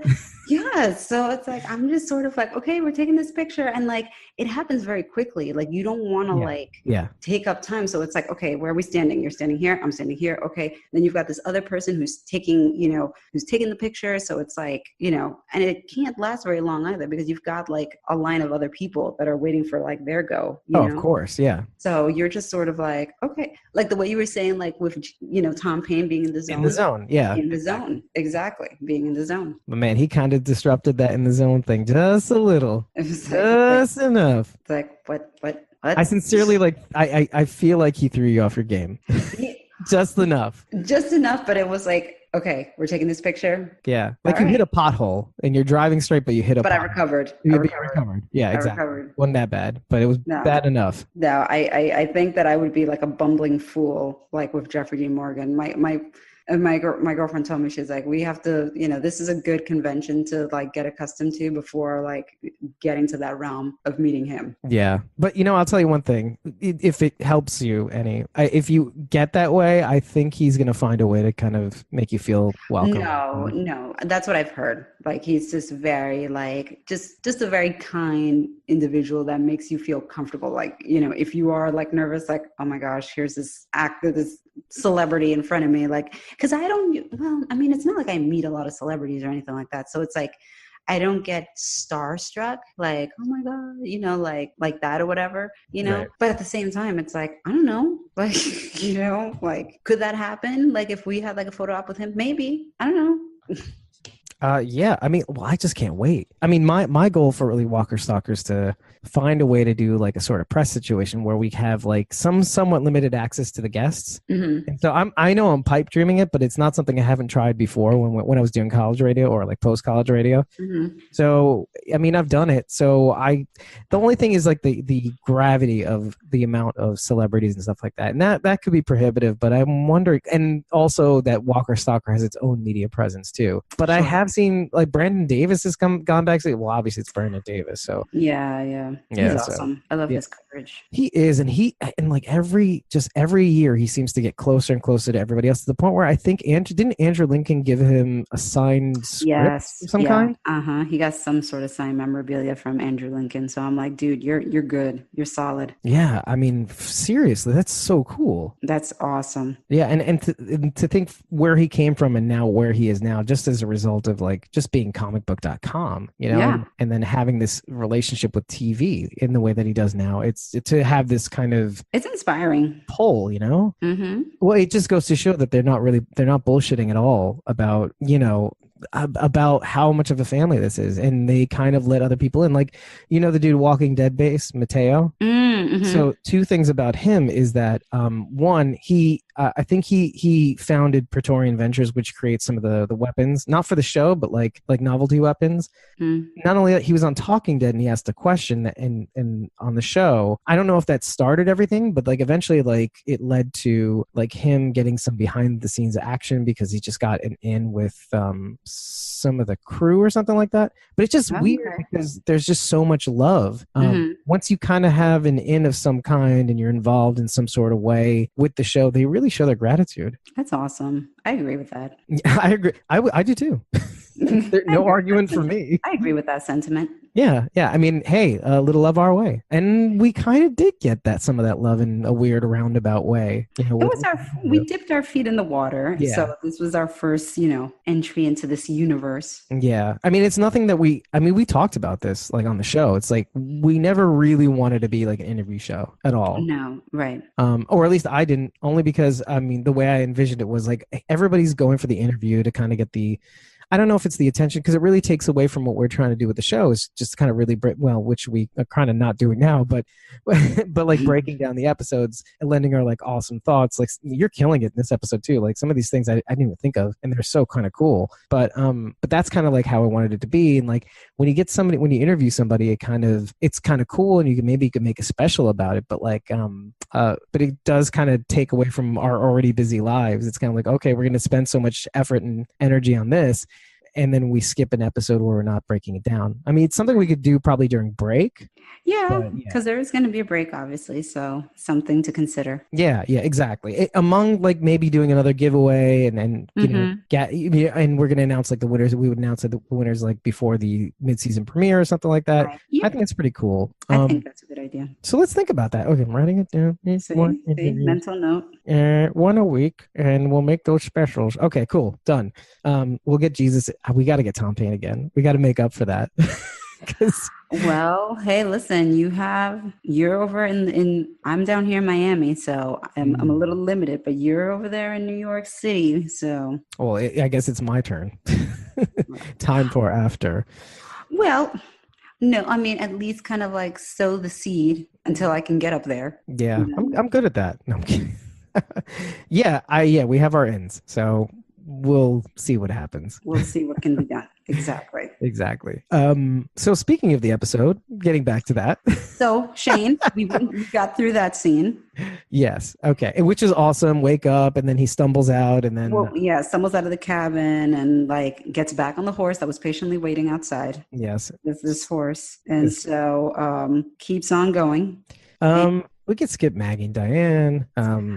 Yeah, I mean, basically that the Michonne and Maggie scene, that's the key. That's key. Michonne and Negan key. And not Michonne and Negan, Maggie and Negan key. Oh my God. Like, well, that's what I meant. Yeah.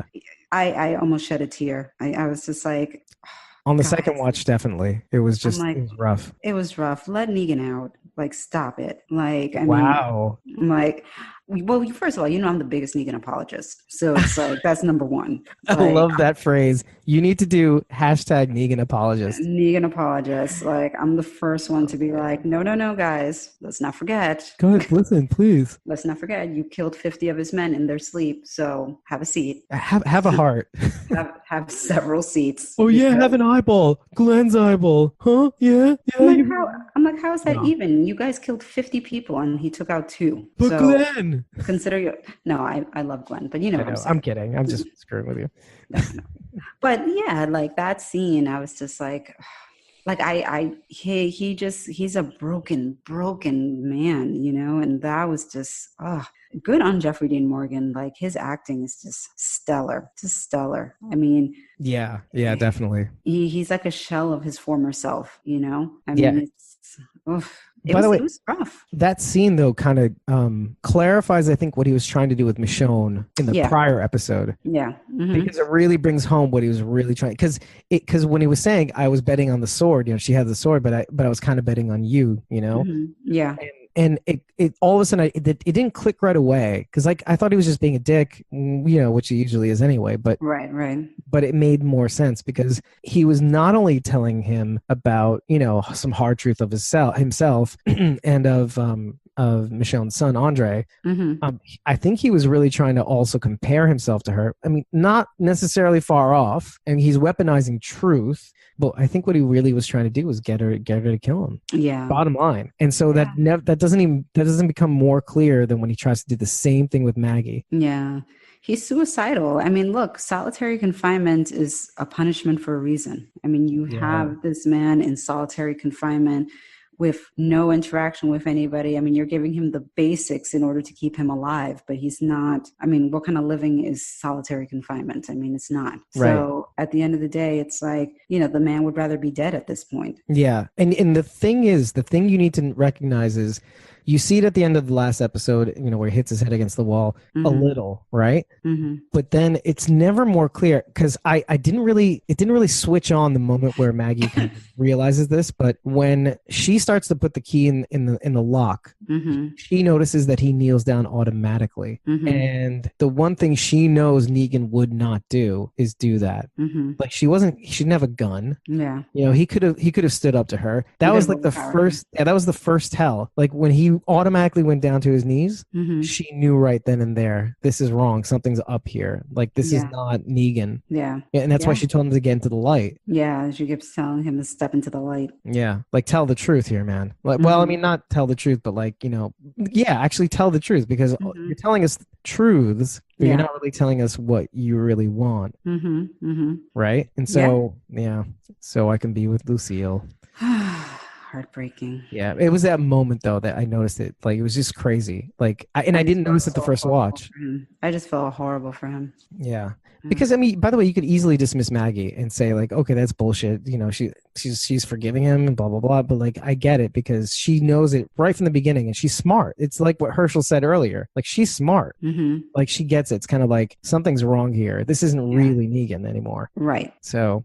And like she's trying to push him. She's trying to push him. Like, what the hell is this? What are you? You're not you. You're not you. Yeah. Ugh. I mean, not ugh, but like, it's messy. It's just ugh. And then also, by the way, you don't really get a good look at him in the previous episode. He's always in this like clothes in a shadow. But you see his haircut, by the way. Like it's like what in the upcoming episodes? No, not in the upcoming. Well, in the upcoming episodes, he looks fantastic. But like in the previous episodes, it's like. In this episode, he's like when she throws him to the ground. It's like when they cut his hair, it's like they're using like a knife, and it's in patches, and there's like where the blade is. It's like his skin is kind of like a little like rashy because it's sad. He looks really bad. He looks bad. Yeah. I don't know if he did it himself. By the way, I don't know how that works. I don't know. I doubt it. I doubt it. I'm sure like they. But he's getting punishment. It looks like that's the thing. Yeah. It's sad, but it seems like, at least from the previews of what we see coming up, like he's in a much better shape, and it seems like he spoiler alert, well, we might as well say it now. In the comic, one of the big things and one of Jeffrey Dean Morgan's biggest complaints about when Carl was written out of the show or killed off is that Carl and Negan have a very tight relationship in the comic book, and Carl and him have a lot of heart-to-hearts while he's in the cell. Like Carl goes down and keeps him company and sits there, and Negan imparts wisdom on him and things like that, which Jeffrey Dean Morgan was really wishing that was going to happen.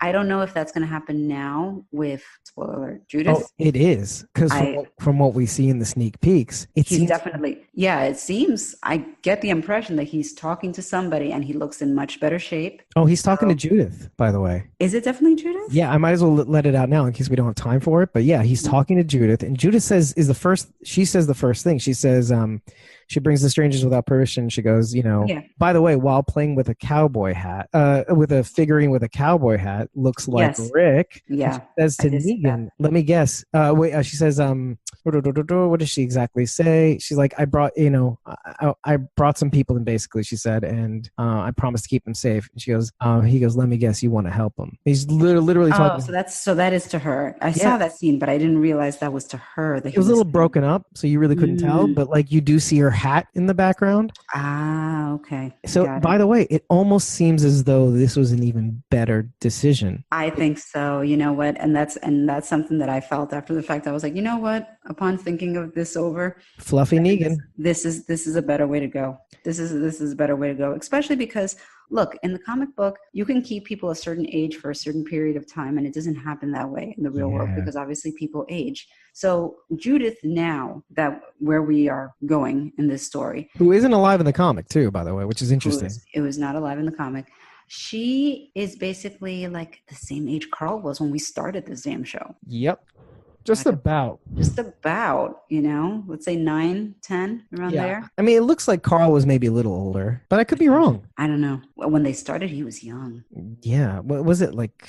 Oh God, I don't want to think about it. But think about it. He's going to think about it. He's going to college now, right? That was the whole thing. Like, he's going to say like, because he's going to go off to college or whatever. So let's say he's like 18, 19 years old. The show's on for like damn near almost 10 years. There you go. 8, 9. Oh boy. College. Jeepers creeping. Well, she definitely is a little younger. Or just a little younger, like 8, 7, something like that. Pretty close. Pretty close. Yeah. And in the comics, like he's kind of like about the age where he's like 9 courting women, or no, he's not. No, in the Whisper story arc, he's a teenager when he starts courting.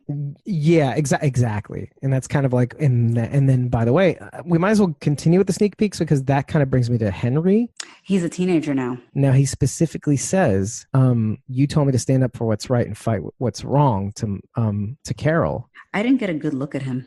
I didn't get it happened very quickly, so I didn't really see. Well, it's definitely a teenager now, right? Yeah, he's definitely a teenager, and you wouldn't know it unless you kind of put it 2 and 2 together. But like, stand up for what's right, fight what's wrong.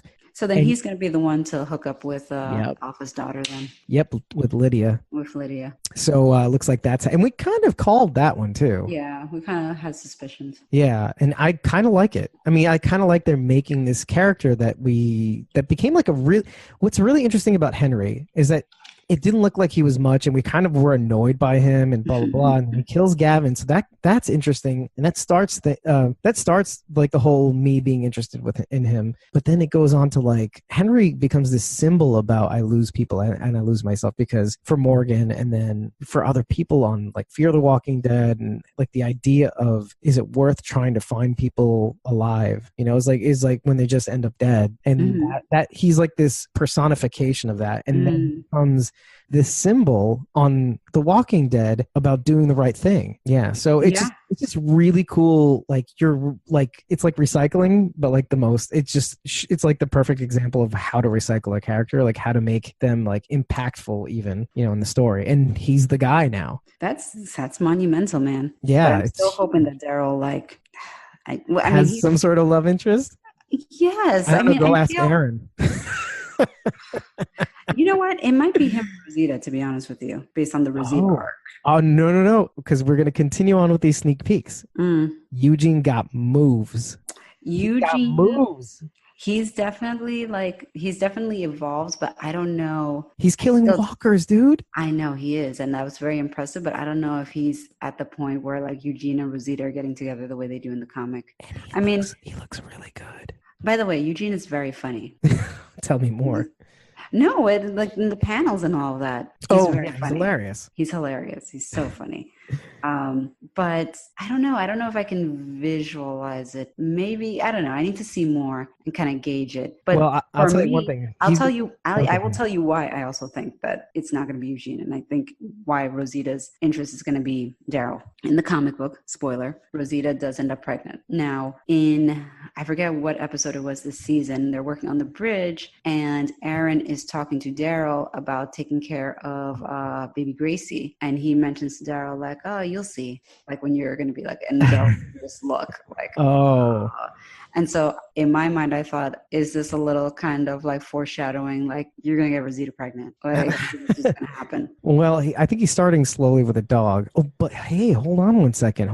You might be onto something. And he has a treehouse too. I think that maybe Daryl will be continuing the tradition of Rick in that he will be fathering Rosita's child. Yes. Because it seems to be that the series is lining up to to go the comics way and be rid of Eugene. No, Eugene doesn't he? No, Eugene doesn't get eliminated, but I mean, spoiler alert, Rosita does.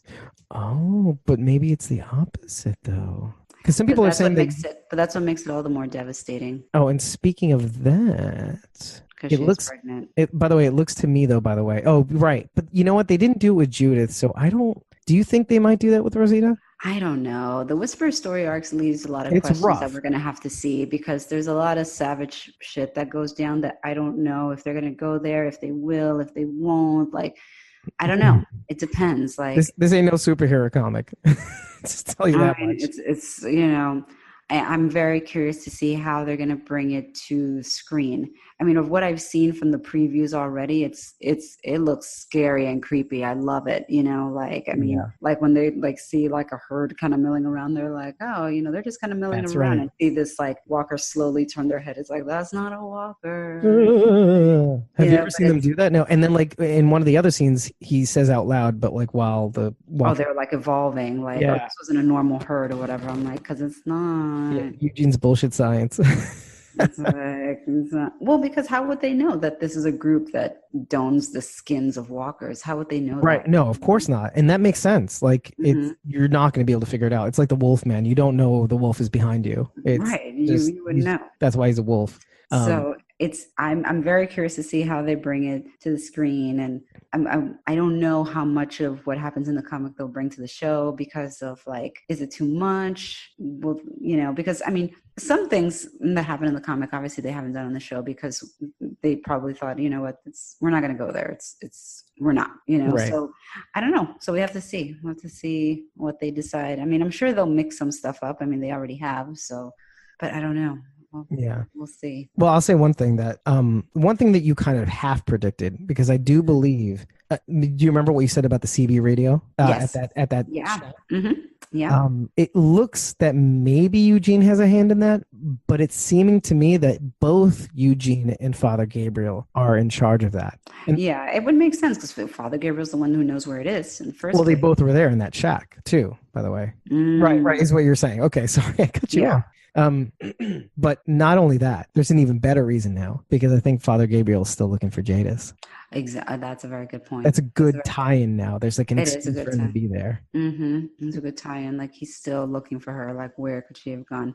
And that potentially ties into the connection with Jadis and Rick at the Commonwealth. Oh, like down the road. Somewhere. Yeah, somewhere down the road. Not now, but like eventually, like that connection will end up happening. Season 10 and a half, maybe 11, probably. Yeah, because this Whisper arc is going to be the rest of this season into next season, I would imagine. I don't know. They're moving fairly quickly. Do you think it's going to be like one of those? I don't think it's going to be like the war, like the end of season 7 kind of. I don't think that they're going to drag it out as long as they did with that. I think that they learned like, okay, even though like maybe in the comic you can get away with dragging it out, like it's very different to drag it out on screen. Like it's too much. So you kind of have to like keep it moving. So they might make connection with the Commonwealth at the end of, next season for sure. I don't think that they'll get to the Commonwealth this season, obviously. Like I think it'll be like next season, whatever that connection happens to be with Jadis and where she is and all of that.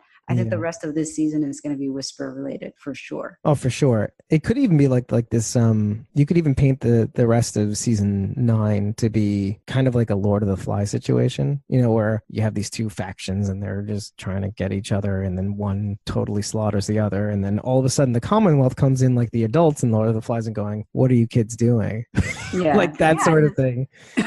Yeah, pretty much. I mean, it's very possible, but I think that they'll drag this Whispers part into next season, definitely, in order to have the relationship with Henry and Lydia and that sort of stuff. Like, I think that they've got to, they got to have that stuff going on. Negan escapes, that they've got to, do that whole thing. So there's different things that are going to happen that I think that they'll need the rest of this season and most of next season before the Whisperers arc gets kind of closed. Right. So I think we kind of got almost everything except for the Sasha scene, and I think after that we're good to go. Yeah, Sasha was weak, and I'll tell you why. Ooh. No, it was fine. I love Sonequa Martin Green, and I was fine with the character of Sasha, but like, that is a scene that should have been Glenn. If Glenn would have stood up from those pile of bodies, tears. Oh my sobbing. God. Like, if it had been Glenn, imagine if Glenn stood up from there and like greeted Rick and started talking. Forget it. Not a dry eye in the damn house. Yeah. But do you think he might have been, it's interesting because he was asked if he would come back. No. And he's like very absolutely much, absolutely not. No, I think, and I get it. I mean, especially after being at Walker Stalker Con, like he was there. and he's very nice from what I gathered and what I saw. Like I didn't do I mean, he was all booked, so I couldn't do a meet and greet or anything like that with him. Right. But I mean, I get it. Like he wants to move on. I mean, look, he did a panel with Alana Masterson, Tara, and people call Alana Masterson Alana. Like when they have a question, when they ask him a question, they call him Glenn. That's true. He's iconic in that respect. I know, but I mean, I'm sure he's like, dude, like I can do more than Glenn. You know what I mean? Ooh. So it's like, did he say that? You know what I mean? No, but I'm in my head. I'm putting words in his mouth. Like I'm reading his lips. But you know what I'm saying? It's like, I feel like, at a certain point, it's sort of like, okay, well, that ship has sailed. So I have other projects going on. I have different things that I'm doing, like I'm not Glenn, I'm Steven. You know what I mean? And it's like, and other characters. And the movie that he has out now too, I hear it's phenomenal. Right, exactly. Like he has other projects that he is very proud of. He's not just Glenn. Right. And I think like it's probably kind of annoying to him. Like other people, like, they call him by their names. Alana Masterson was called Alana. Like they weren't calling her Tara. Right. To be fair, though, I think a lot of other people had been. No, I think some people did call her Tara. Did they? Like most of the people I heard like called her by her name. Like, but for him, it was like Glenn. Occasionally, there's some people that can't let it go, but they can't not say it for some reason. But like, for him, it was all Glenn. I think the characters are more iconic, so I get it. It's hard, like. And he's classic too. So I mean, he's classic, It's how do you not?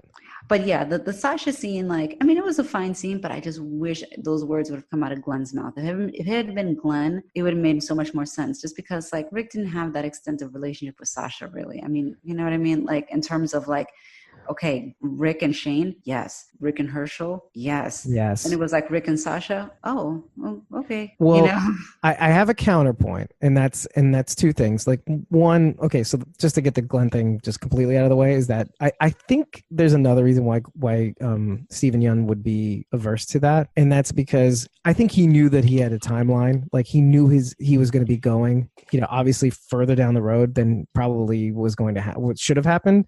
But, I think there's also like, him being an artist, him making this movie. I mean, you start to realize that like, you just have to respect the craft. Like it would just be kind of like a waste. Like Glenn is more powerful as a memory, as a painful memory that pushes these people forward. And so to have him come back, I mean, it would be like a crushing, not a dry eye in the house. But the second point is Sasha is the perfect person to be in this memory because of what she says. And the whole point of her being in this memory is that we all do our part. And Sasha's part that she had to resign herself to was making the really rough decision of ending her own life in order to save the rest of them. Yeah. And that's what she was really trying to express to Rick. I mean, Glenn did not have that way out. You know what I mean? Mm-hmm. Yeah. He had the reverse. It was taken from him. Mm-hmm. I mean, you could make the argument, you could build a narrative around the memory of other people propelling us forward. But what did that? It really only propelled Maggie to want to kill Negan. Right. So pretty much. It's a tough right, Yeah. But like the whole thing. And by the way, this made me fucking crazy. What's her name? Old what's her name? Sonequa Martin Green, Sasha. She says that one thing that really drives me up the wall because Rick kind of mouths it after her.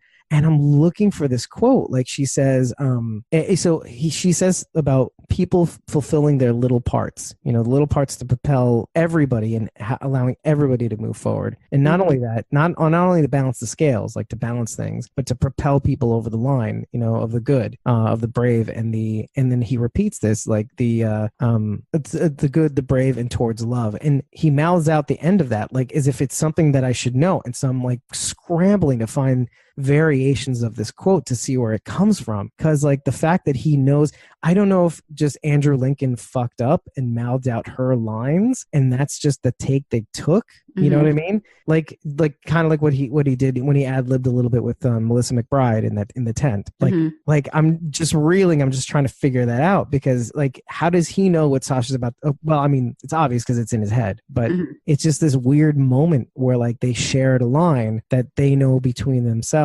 And it was just this weird punch in the right in the chest. And I was just like, it's like they know something and he knows what this is all about. Yeah. I mean, I mean, your family is not lost. You are not lost. Right. It's like you know what you need to do. You just have to do it, and you have to be okay with that. You have to be okay with playing your part and trusting that everybody else is going to move forward. Yeah, exactly. How punch? I mean, but I get it. I totally get what you're saying. It's just like I hear you, but I think it works with her more than anybody else. She made the ultimate sacrifice. She did, and I get it. Yeah, but yeah, I get the opportunity cost of having Glenn.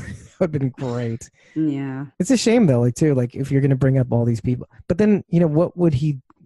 How would the scene be different, right? It makes you think. I mean, I know we don't have too much time to talk about that, but like, right? Like, how would you paint that scene? Like, I'd have to like rewrite everything. Yeah.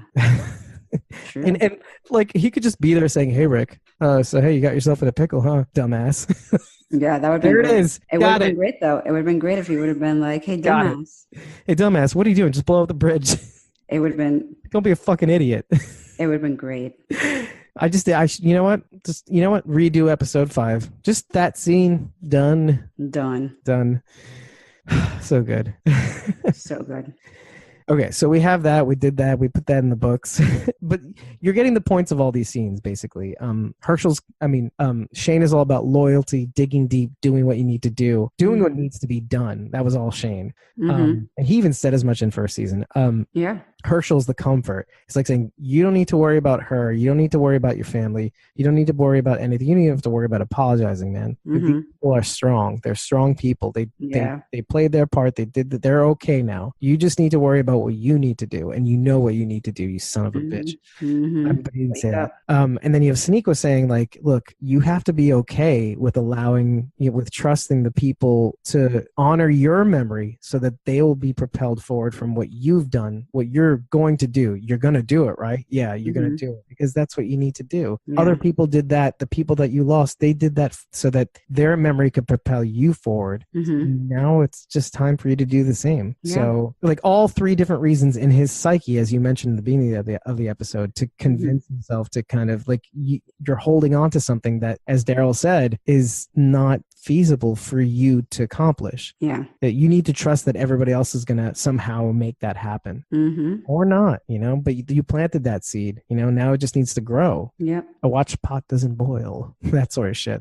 There you go. Yeah. Oh, Miss Maisel, by the way, is a little bit in your camp. She's saying Sasha and Rick never connected on the show, it seems, That's what I'm saying. Like, I mean, I get your point, but it's, if it had been Glenn. Yeah. But I think it just doesn't suit the purpose. And it's like you're trying to tell, by the way, you're trying to tell Angela Kang how to do her job. I mean. No, I'm not saying that. I'm not saying that. I'm the biggest Angela Kang fan. Yeah, you are. I'm with you. I am in a cheerleader outfit. A female cheerleader outfit. That's how I'm in that camp. I'm like, that's how big of a fan. I'm swooning. So that's it. Okay, so then we have the bridge scene, and then he gets up, and then Kathy falls on him. Oh, poor Kathy. Poor Nicole Barre. I mean, where are we? Okay, we're on the bridge. And this is when, like, dude, I'm telling you right now, I didn't watch the show to get notes until obviously just before we went on air. I thought for a second that when I was going to get to the scene, I was going to be a fucking wreck. At the bridge. Yeah, because just watching Daryl, by the way, like Michonne, obviously, right? I mean, but the acting here was just heart-wrenching. Daryl's reaction, Michonne's crumbling and having to be held back, her reaction. I mean, it was just, good acting, great acting from everybody all around. But I mean, the memes, like when Daryl cries, the world cries, Yeah, yeah. It's like watching your dad cry in a way. Exactly. That just gets you out of nowhere. Ugh. Exactly. And then just kind of dejectedly, like walking away, head down, like just crushed. And that's what I wanted to ask you. I wanted to ask you, what do you think is going on in his mind? What do you think? I think that part of him like blames himself, probably. Right, because it seems to me that he's kind of on his own in the following episodes. Like he just lives out in the middle of nowhere. Well, this is the thing with Daryl. Daryl ain't no indoor cat. Daryl's always been an outdoor cat. True. Even when they were all together and they were like at Alexandria and whatever, like Daryl was still basically like going on raids and runs with like Aaron. Like he can't be in a society community. Like, I mean, he is, but he's not. Like, he will be, but not like, hey, like, guys, let's all go. No, like, that's just not him. It's like that structure shit, you know, like you tell me what to do and I'll just do that. And just as long as you don't make me try to do what everybody else is trying to do, you know? Right, exactly. But I love the fact that he's kind of like living on the outskirts of the community in a tree house with a dog. I'm like, yeah, this is about right, you know? But you know what worries me about that? Is it feels like what he's doing now, and I may not be right, is that he may be going to a state where it's like pre-Rick. Like it's like how he was with Merle, but without the Merle. Mm-hmm. So we don't know what that is. What he would be like without Merle prior to, you know, like beating him down and stuff like that. Like this weird state where he's like kind of like living like a swamp person, because he kind of looks like swamp person in that little getup. So. Yeah. Like Duck Dynasty swamp person, but like less fancy swamp person gear. Yeah, I'm excited to see. I'm a little like worried though. Yeah, I don't know. And how does that translate to connecting with the rest of the group, if he does connect at all? And then when he does to an extent. Yeah, and then when the Whisperers come in, because he is in that scene, I think, with Jesus. Yes, he is with Jesus and Aaron and them. Oh, because Aaron's his boyfriend. So of course, never mind. No, my money's on him and Rosita, man, fathering her child. By the way, it is odd that all three of them are together in that scene. So maybe they're in a polyamorous relationship. Him and Rosita. My money's on him and Rosita. Okay. Just saying. I would be so my like if this is a ranked choice prediction. If I may, if he's not in some sort of weird love triangle with Jesus and Aaron, I will say that it's going to be, I would bet on it being a Eugene situation where Eugene fathers Rosita's child, Eugene bites it, and then he and Rosita raise the child. Now, it's still probably going to be sexually ambiguous. Again, I'll even bet on that, on the spread on that. But yeah, I think he'll help Rosita with the kid, like another little ass kicker of some kind. That's my bet. I don't think Rosita's making it past this season. Wow. I don't think so. All right. Rosita's done by the end of season 9. By the way, do you remember when we were saying like in the ramp up that Rosita wasn't in any 9 scenes? Well, she works really hard, I guess, because she was in them scenes. She was in them scenes. You're right. Yeah, I guess we were wrong about that. And of course, she's in latter scenes, obviously, the rest of the season. So I still say that I don't think she makes it past this season. God, I wonder. I really do wonder. I mean, they could change. I mean, they've already changed so much. Already changed so much. So that's not a given. It doesn't mean that for sure that's going to happen. But well, I guess let's mark our words, because then we're going to be so annoying. We're going to bring it up again. So no, I will. Okay. I guess before we go, the smallest little tidbit, the song that they play before Junk. Right. From season 1, episode 1. Season 1, episode 1. I loved it when he was in the tank and the swarm of zombies or walkers are like surrounding him, and we hear it the first time there. And I clearly remembered it because it was so jarring in the first episode. It was so jarring. So jarring. You don't forget it. It's like, oh, okay. Like, this is kind of, by the way, the reason why it's even like more prescient for me is that when I was looking for like tunes for background music and stuff like that, like seriously, like I was like, what is this from Wang Chung? What? Yeah, so random. Didn't they do everybody Wang Chung tonight? Yes. I'm like, and you did Space Junk, which is such a different song, but it's like the same band. So strange, but it was perfect. Like when they played that, when Rick's going off in the helicopter, I was like, this is perfect send off to Rick. So let's wrap things up because it's perfect. Quite late. So I'm right there with you. He goes off in the helicopter. It's amazing. It's wonderful. Him and Jadis saves his ass. I knew it. I called it. Right. I had been calling it. So when he washed ashore. Yeah, we both did.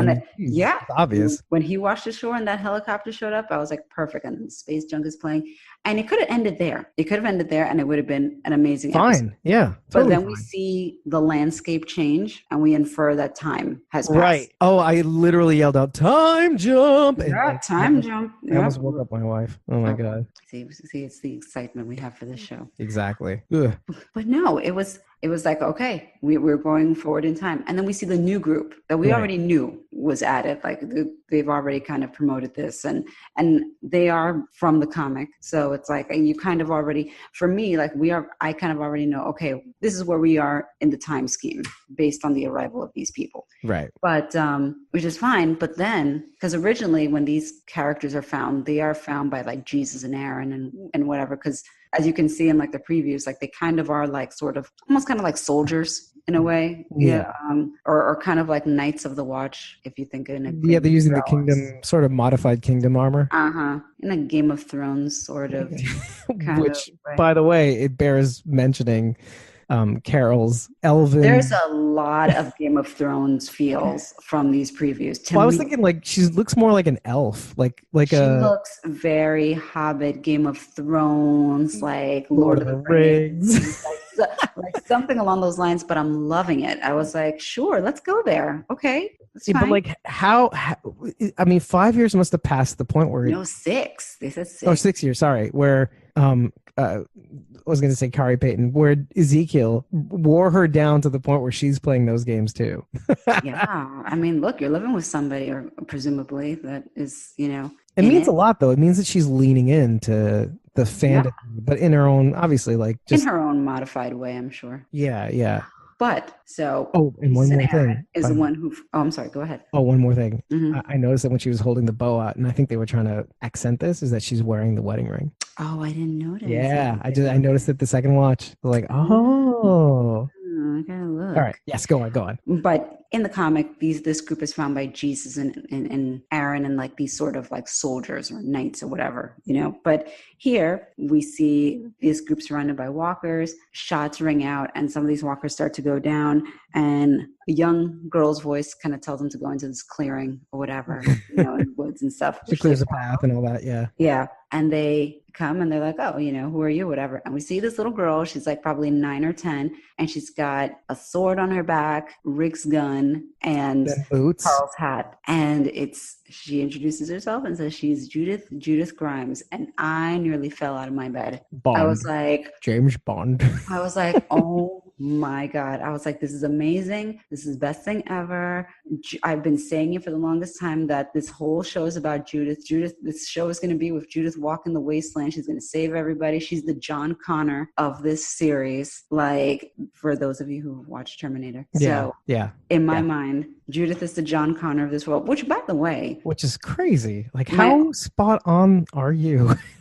By the way, side note, it's a testament to how good this episode was that there were not memes on Twitter about Judith. No, about get in the chopper or get to the chopper. By the way, I thought of that. I was like, did you? Should I not? I did not. I was so focused on like Judith. Holy crap. Like, they focused on all of this. They did it so fast. And all the stuff that was going on too. Like Rick kind of almost dying, but not. And we're all like, boom, boom, boom. Like there were so many things going on that I was like, I'm just trying to pay attention to what's happening right here on the screen. Cause there's a lot going on here. Too much. Yeah. From beginning to end. So I was like, you guys have my full attention because it was great from beginning to end. And like I said, I have coworkers and friends and a husband that have been like the biggest haters and like really. Oh yeah. About The Walking Dead in general? Yeah. Well, not in general, but like lately, Walking Dead lately. Oh, like criticizing. Critical. Yeah. Choices. Critics. Yeah. I call them haters, but critics. So the hangers on, like they hang on, but just to shit on it. Yeah, like my husband is definitely one of those people. And then I have coworkers that are like, some are more like middle range, which it's like, okay, I like this episode. I didn't necessarily like this one. They kind of like, they're even. And then you have those that are just like, super critical, but like consistently across the board, thumbs up to this episode. Like, oh, really? Even these people? Like, yeah, like everybody, like no matter what your level of appreciation for the show, whether you were like, have always been a consistent fan, whether your interest has been waning or, whatever, like everybody kind of was very consistent with like this episode of like, yes, this was an excellent episode. Yeah. I'll even say one thing, like I spoke to somebody who was not happy with how Rick exited, by the way. Well, I'm sure there are those too. But it's kind of interesting because what I did was I talked to him a little bit about Maggie and I talked to him about where the show's going, blah, blah, blah. And what's cool about it is that even though he wasn't too happy with Rick and where they were going to go with Rick, because I started talking about Maggie and I started talking about the rest of the show and where they're going to take it and where she's going to go and blah, blah, blah. He's like really on board still. So like you can be upset with certain choices and still, which is a first for The Walking Dead. You know, as soon as you kill off like Glenn, it's an excuse to stop watching the show. As soon as they killed off Herschel, it's an excuse to stop watching the show. You know what I mean? And so like you do something like take the major character off the show and then you're still interested in watching the show. I think it's a huge testament. Mission accomplished. Mission accomplished. Like you guys stuck the landing. Yeah. Like even though you did something that upset that guy, he still wants to watch what comes after. Mm-hmm. Yeah. I used the title of the show. There you go.